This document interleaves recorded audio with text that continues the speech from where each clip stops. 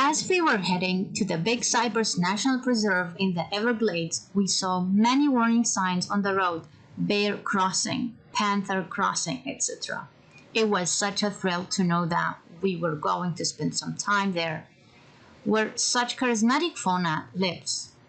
To be honest, I was not expecting to see them during the 3 nights we were going to be there.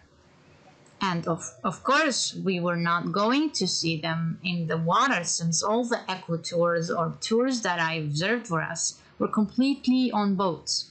We booked the pull boat and airboat and boat combo tour, with the exception of the swan buggy tour that takes one on a giant truck in the forest that surrounds the Turner River, which we are going to explore during our pull boat eco tour.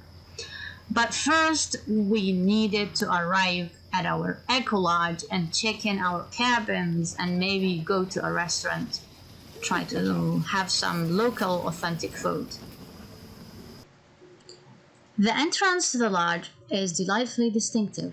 They have life-size statues of the mythical skunk ape around the property. The Florida version of Sasquatch or Bigfoot, posed as if they are walking through the fields, have a giant statue of a Florida panther, of course, in the tall grass, along with replicas of giant alligators and pythons. They bill themselves as the skunk ape headquarters of the world, maybe, and there is a building facing the road that sells all sorts of real and mythical wildlife souvenirs, along with native artifacts, and front an impressive reptile zoo, replete with giant live gators and pythons. After arriving and checking in, we found out that the receptionist had swapped our cabins with the other guest who had driven us down from Tampa. You all know him, Dr. Joseph Dorsey. We were unable to tell which cabin was the family one and which one was the single bed cabin. We had received no keys until another guest relation attendant told us that they wanted to apologize for forgetting to give us our keys. The family cabin was more than twice the size of the single bed cabin, and of course more expensive. It took us some time loading and unloading and moving to our cabin. While waiting for our keys, we spotted an alligator in the small lake facing Dr. Dorsey's cabin, coming toward us. That seemed quite unusual to me because I live here in Land O'Lakes, where we also have alligators, and that has never happened. That dude must be looking for some food from us. He was not as wild as one would hope for. Okay, that was not a great sign either. We talked a bit about the recovery of alligators from near extinction and how they are now farmed and even on the local menu. Then we decided to go to dinner. The Everglades in this part of Florida is on the coast, and the cuisine features a lot of seafood. My family and I do not eat open ocean seafood unless it has been farmed sustainably. But we decided that we would make a pass this time and try to eat the local food. The restaurant that we were headed to was recommended to us by the locals. It was a fairly nondescript box of a building, but was painted inside with huge colorful murals depicting all sorts of sea life. It was next to a building with a traditional Seminole palmetto thatched roof. After we entered the restaurant, we were informed that they have stopped serving the special local stone crab for today. So I guess we were a little bit late. Never mind, we thought. We will still instead try the other local specialties, the alligator nuggets and some other local varieties of shellfish. Unfortunately, they were all deep fried and wheat breaded or battered. And they all came with lots of side dishes served in copious plastic containers with no signs of any recycling bins. So that was very disappointing. The next morning, we were up early, getting ready to go on our first eco tour.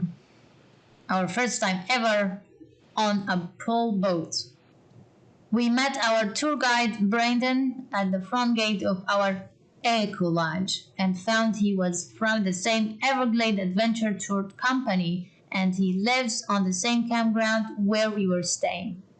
Brandon originally is from Wisconsin and he came to live here and work with his brother. First, we were asked to sign some liability waivers. Then we began the journey, touring the Turner River. It turns out Brandon's brother made this pole boat. It was made from fiberglass and local cypress wood. He said each boat lasts for about 5 years before it needs to be refurbished. Brandon seems to be a very ambitious, young, smart man who was eager to learn constantly and grow in his career. He will soon be making his own pole boats, as he said. Although I was hoping at some point Brandon would make the connection between Native Americans and their invention and use of pole boats in this area, that never happened.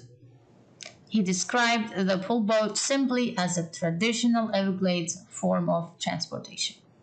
Starting the tour, Brandon was pointing out many plants and trees on the riverbanks, like the willow bushes that had a white cotton-like fluff on it, and lots of cypress trees, many bromeliads, related to pineapples with similar leaves, the floating yellow flower carnivorous bladderworts, which he said you can collect fresh water from for survival, a riot of water beetles skimming the surface, and lots of birds, especially anhingas, spreading their wings to dry.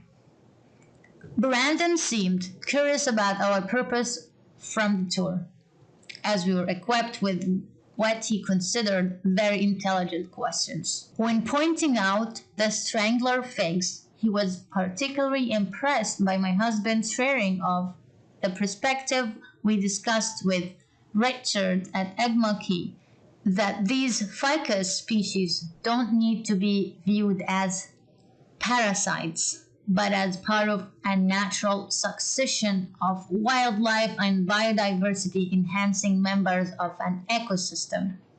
He was very cautious to not hurt any marine life when using the pole to move the boat.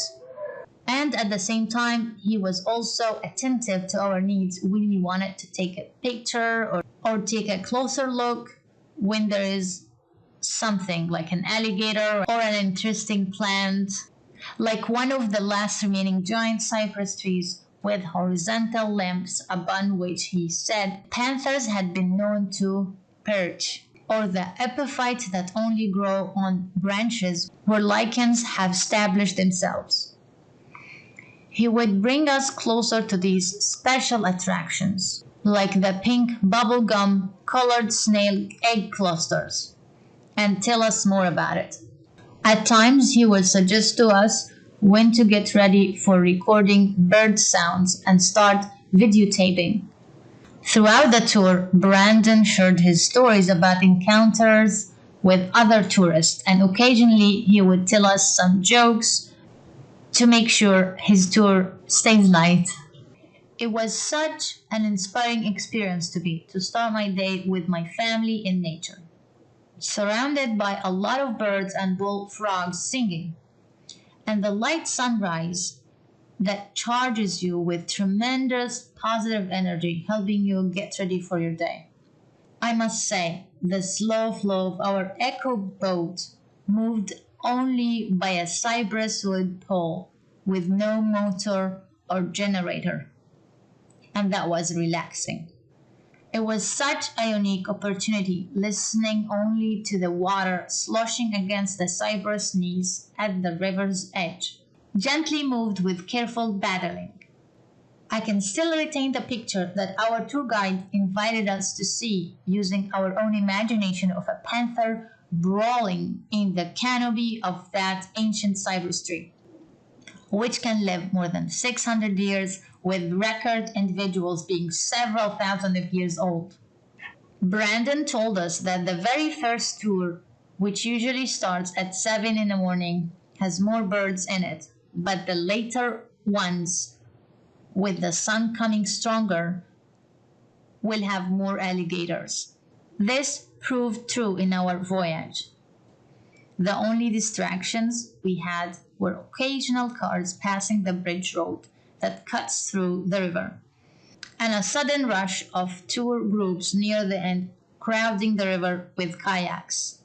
Our tour guide was very prepared and generous. He brought us a leaf of native Everglades coffee as a souvenir, and he also took us under a very low bridge, a maneuver that required us all crouching or lying down for a little bit of extra time so we could take a closer look to a much bigger alligator and take some pictures. And now my husband and team member, Dr. T.H. Culhane, will share with you our impressions of our experience.